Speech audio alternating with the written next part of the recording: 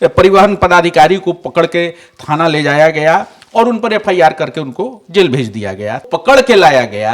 अपहरण का केस तो उन लोगों पे हो जाना चाहिए था जो एक सिविलियन, एक सरकारी पदाधिकारी को ड्यूटी से उठा के ले आए। यहां तो सीधे किसी को, आप 5 आदमी हो, कोई 3 आदमी हो, तो कोई भी 5 आदमी 3 आदमी को पकड़ के ले जाके थाने में रख देगा और उनके पास पैसा दिखा देगा कि 20,000 रुपए ले रहे थे। अदने से छोटे से कर्मचारी को किस तरीके से बेइज्जत करना, ये सवालिया निशान पैदा करता है। यहां तो उसे लाके सीधे थाने में दिया गया, उन लोगों को छोड़ दिया गया जो उनको लेके आए थे। पहले तो उनसे पूछना था कि वो किस हैसियत में, क्या वो पुलिस पदाधिकारी हैं या उनको कोई अथॉरिटी थी ऐसी कि किसी भी गवर्नमेंट सर्वेंट को उठा के पकड़ के लाके थाने में दे दें। उनके पास कोई ऐसी अथॉरिटी नहीं थी, इसके बाद भी उन्होंने ऐसा किया। तो ये निश्चित जांच का विषय है और इसकी जांच होनी चाहिए। प्रारंभिक जांच होने के बाद अगर पाया जाता है तभी उस पर प्राथमिकी दर्ज होती है और तभी उसको जेल भेजा जाता है।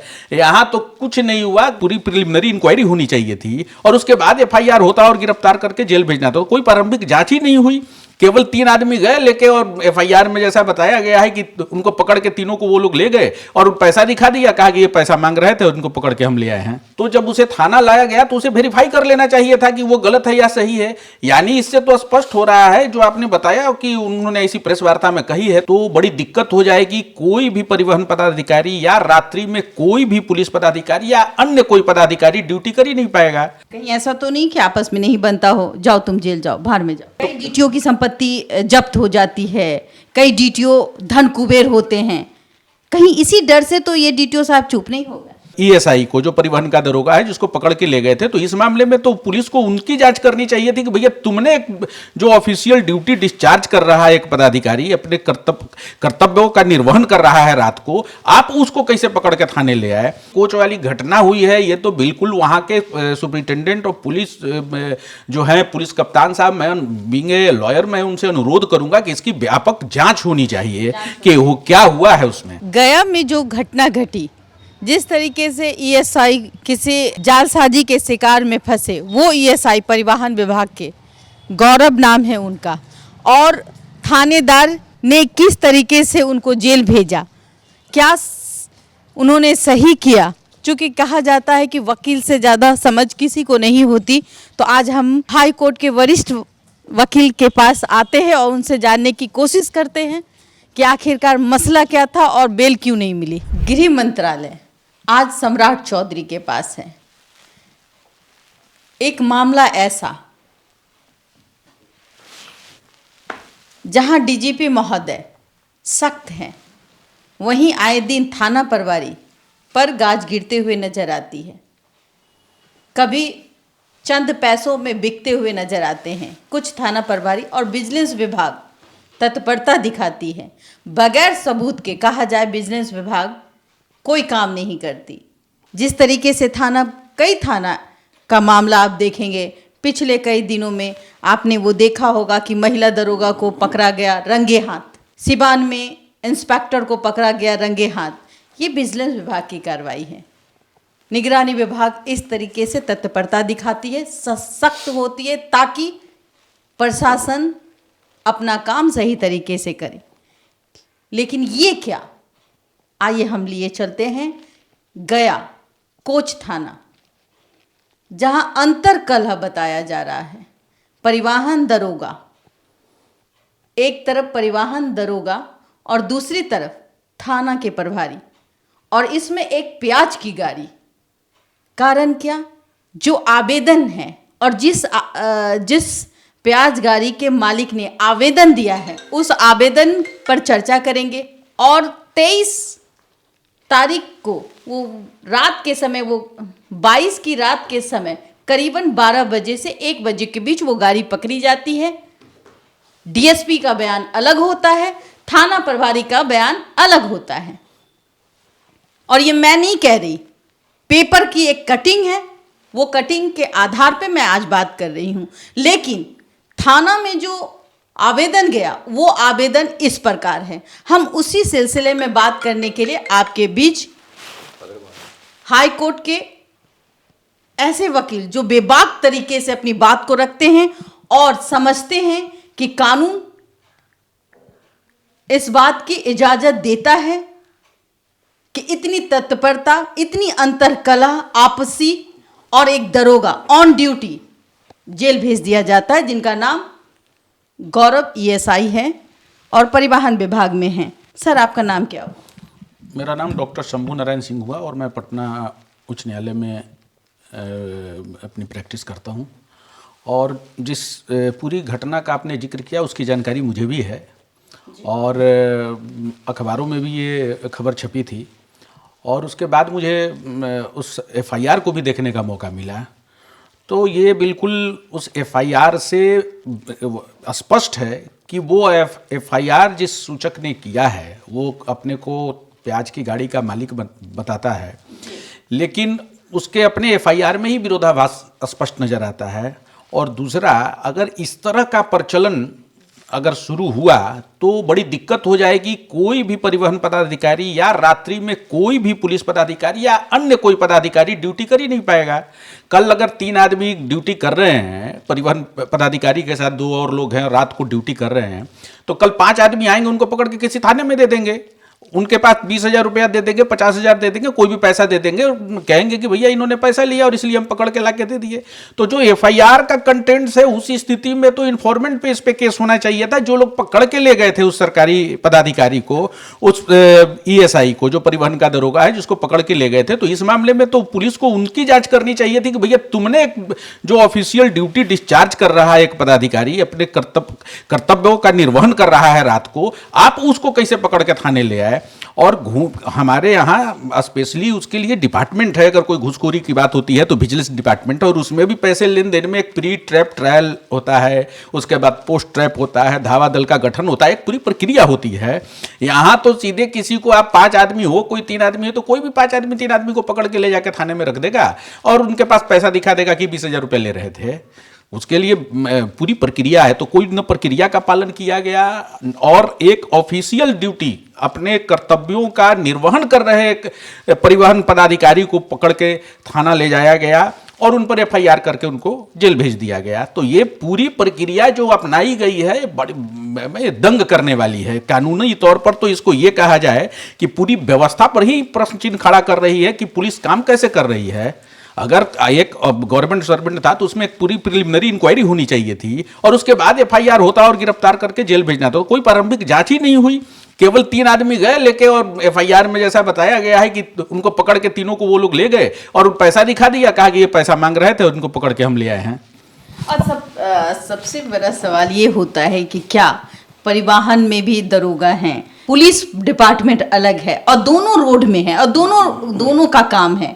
और कई दफ़ा तो मैं देखती हूँ कि थाने की गश्ती गाड़ी पैसे लेते हुए पाई जाती है। कई दफ़ा हमने इस सिलसिले पे बात की है। कई बार थाना प्रभारी घूस लेते हुए पकड़ा जाता है, जिसका नतीजा ये होता है कि भाई बगैर जांच के तो कोई जांच नहीं होता, तो कहीं ना कहीं संलिप्तता होती है तो पकड़े जाते हैं। और बाकायदा आप देखिएगा कि जिस तरीके से विजिलेंस डिपार्टमेंट उसकी प्रक्रिया करते हुए उसको पकड़ा जाता है और ये दिखाता है कि देखिए इनके हाथ रंगे हुए हैं। लेकिन यहाँ ना तो फुटेज है, यहाँ ना तो वीडियो है और किस तरीके से कहीं ना कहीं एक अंतर कला है कि नहीं भाई हम रोड का राजा बने, हम रोड का लुटेरा बने, ऐसा कुछ है क्या? बिल्कुल। अगर ये घटना जो हुई है 23 तारीख को कोच थाने की, इस घटना से तो बिल्कुल ये बात कहीं ना कहीं दाल में काला होता हुआ जरूर नजर आ रहा है, क्योंकि ये अपने क्या कहते हैं कार्य क्षेत्र में पुलिस परिवहन पदाधिकारियों का इंटरफेरेंस समझ रही है और हो सकता है कि ऐसा उनका मानना हो।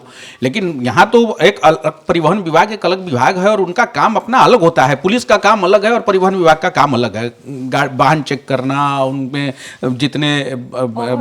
जितने रिक्विजिट पेपर्स हैं और उनकी ओवरलोडिंग है और तमाम तरह की चीज़ें हैं, वो सब देखने का काम परिवहन विभाग के पदाधिकारियों का है। उसमें तो कोई पुलिस का इंटरफेरेंस नहीं है। हाँ, कालांतर में कई घटनाएं ऐसी आई है कि पुलिस विभाग भी वही काम करती है और रात को और कई केस भी हुए हैं, कई लोग पकड़े भी गए हैं कि पुलिस वाले लोग भी कई खड़े होकर वसूली करते हैं और पैसे लेते हैं और कई लोगों पर विभागीय कार्रवाई हुई है, कई लोगों पर एफआईआर हुआ है और सरकार भी तत्पर है। सरकार का मोटो भी अपना है, बिहार सरकार अच्छे से काम कर रही है उसमें कि कि ये भ्रष्टाचार के खिलाफ तो बिहार सरकार का काम ही बड़ा सराहनीय है, लेकिन यहाँ पर तो ये जिस तरह की कोच वाली घटना हुई है, ये तो बिल्कुल वहाँ के सुपरिटेंडेंट और पुलिस जो है, पुलिस कप्तान साहब, मैं बीइंग ए लॉयर मैं उनसे अनुरोध करूंगा कि इसकी व्यापक जांच होनी चाहिए कि वो क्या हुआ है उसमें। एसडीपीओ चंचल टेकारी के हैं, उन्होंने प्रेस वार्ता किया। उस प्रेस वार्ता में जो बातें आई वो बातें इस आवेदन से बहुत भिन्न हैं,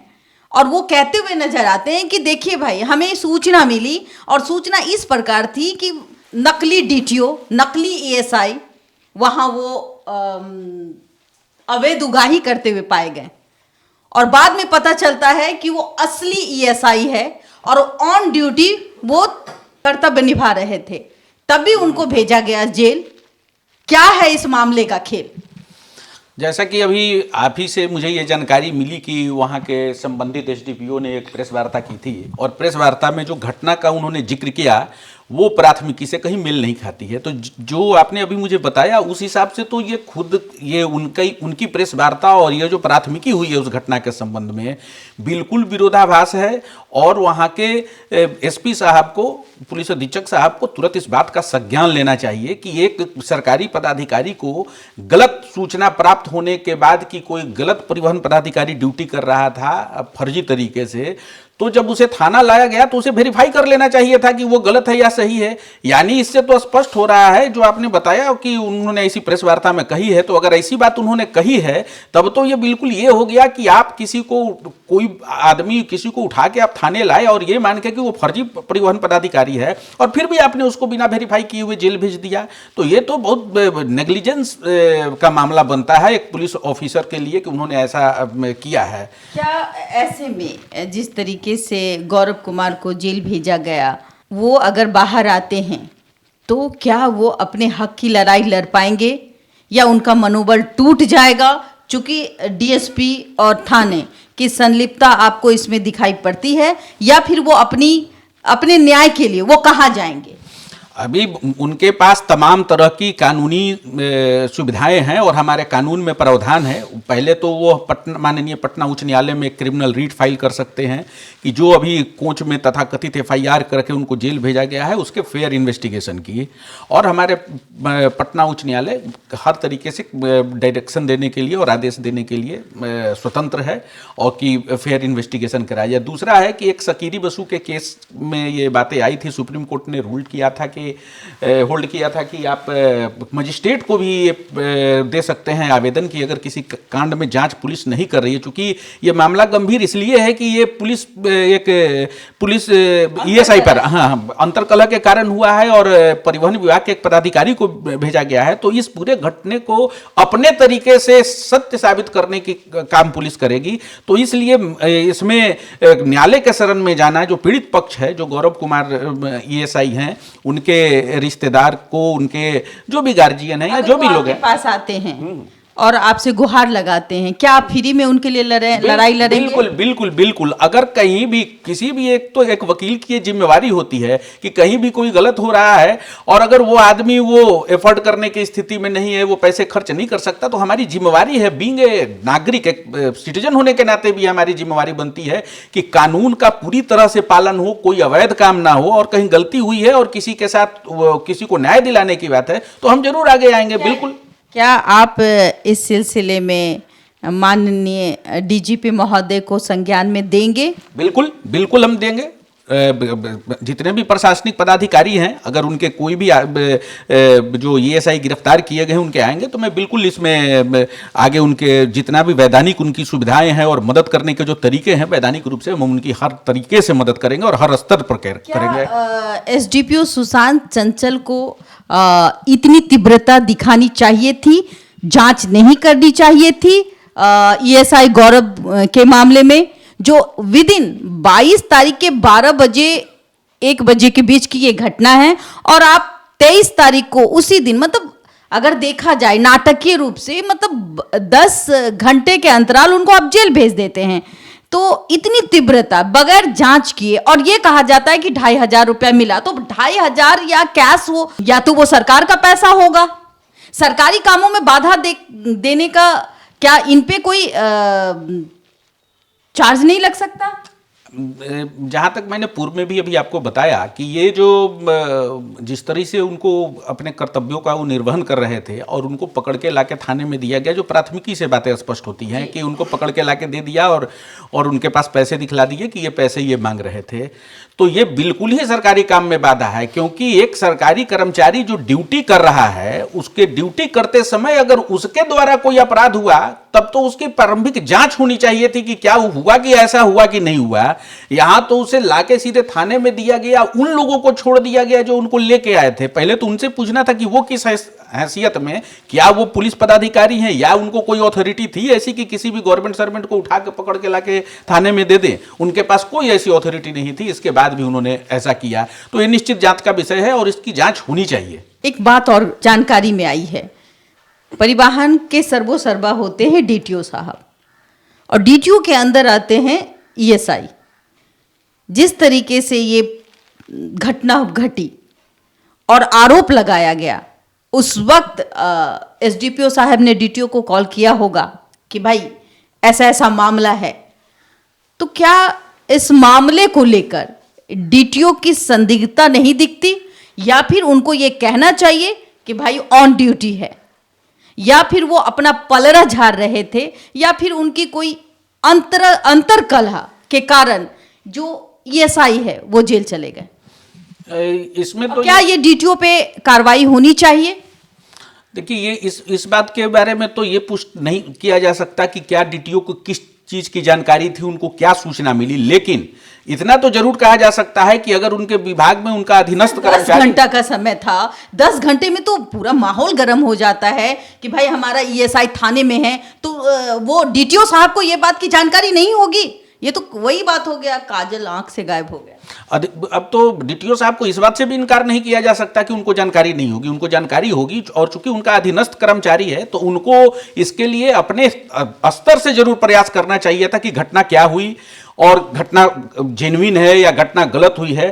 तो उनके तरफ से अगर ऐसा कोई प्रयास नहीं किया गया है, तब तो ये being a controlling authority of मैंने transport department of that very district, तो तब तो उनके लिए भी ये है कि उन्होंने अपना वो जो कर्तव्यों का निर्वहन करना चाहिए था पूरी तरीके से नहीं किया।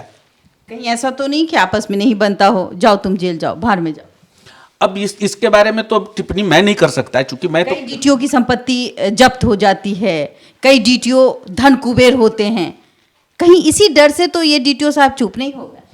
अब तो कानूनी प्रावधान है और जो भ्रष्टाचारी हैं कानून के प्रावधानों से तो जरूर डरते हैं और वो कहीं सामने आना नहीं चाहते हैं। तो इसलिए कई बार तो होता है। अब उन डीटीओ साहब के पास क्या है वो मैं नहीं जानता, लेकिन मैं इतना जानता हूँ जांच होनी चाहिए ऐसे डीटीओ पदाधिकारी की, आए दिन न कुछ धन कुबेर निकल जाते हैं।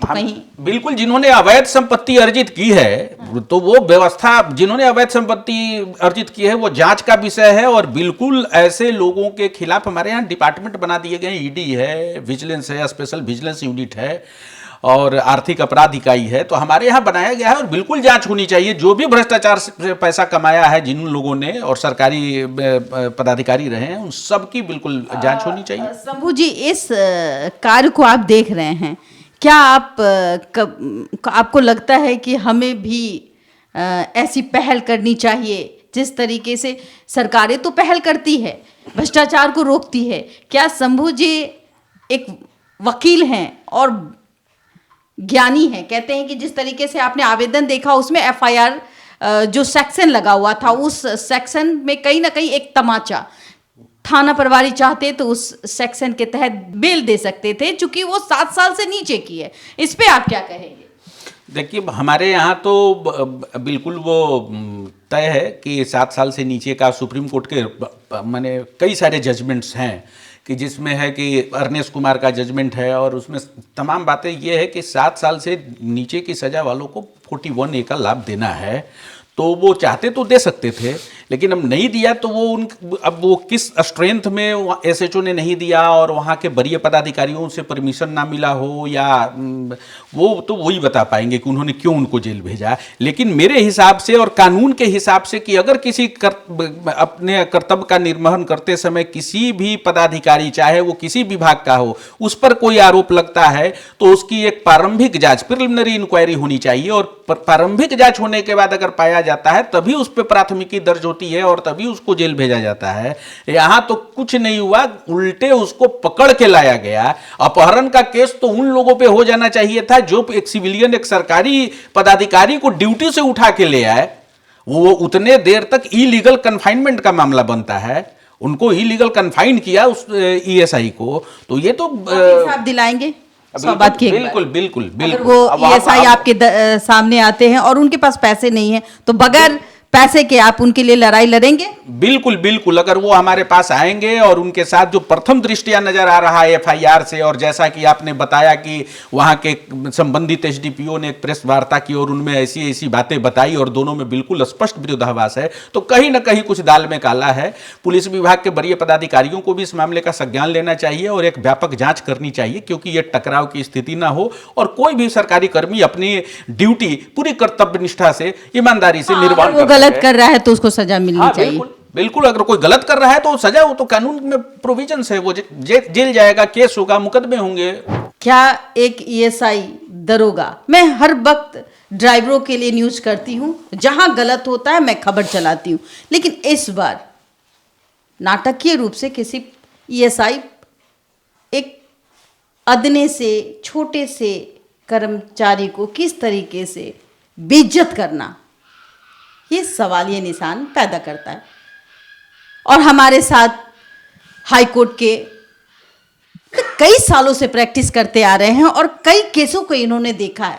मैं बस उन परिवार को कहूंगी जिस परिवार पे ये जो वज्रपात गिरा है, यानी कि ईएसआई गौरव कुमार, आपकी फैमिली यहां आए और आपके बेटे को न्याय शंभू जी दिलाएंगे।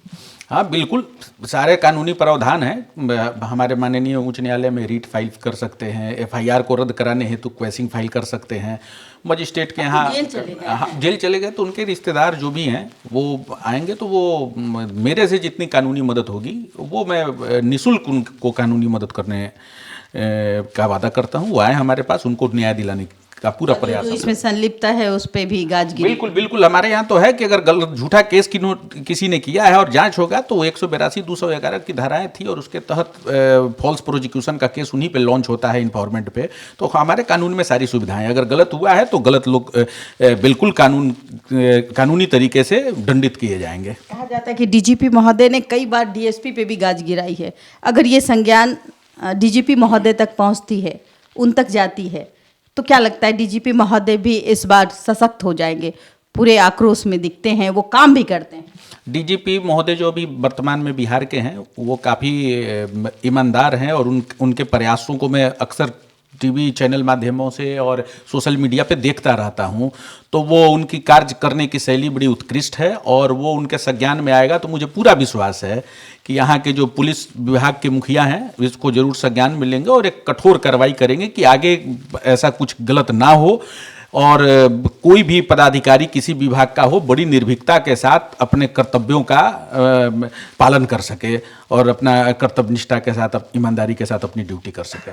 तो आप देख रहे थे देशवा न्यूज। हमारा ये कार्यक्रम कैसा लगा? ये कार्यक्रम नहीं था, एक मैं कहूँ कि सोशल अवेयरनेस भी है। और ये जो हम आज न्यूज़ चला रहे हैं इसके पीछे एक ही है कि अगर